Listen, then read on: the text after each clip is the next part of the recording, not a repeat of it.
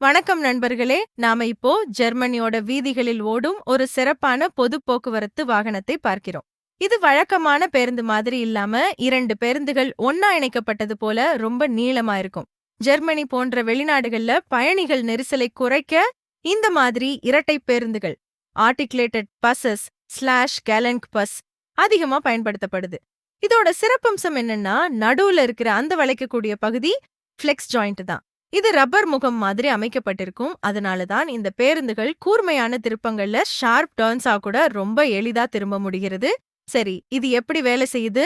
வழக்கமா ஒரு பேருந்துல போகக்கூடிய பயணிகளை விட இதுல 2 மடங்கு அதிகமா பயணிகள் பயணிக்கலாம். முதல் பகுதி மற்றும் 2ஆம் பகுதி ரெண்டுமே ஒரே இன்ஜின் மூலம் இயக்கப்பட்டு நடுவிலுள்ள இணைப்பு பகுதி மூலம் வளையும் தன்மையை பெறுது. இரவு நேரங்கள்ல கூட மக்கள் பாதுகாப்பா வசதியா பயணம் செய்ய இந்த பேருந்துகள் ரொம்ப உதவியா இருக்கு. ஜெர்மனியோட பொது போக்குவரத்து எவ்வளவு நேர்த்தியானது என்பதற்கு இதுவும் ஒரு சான்று.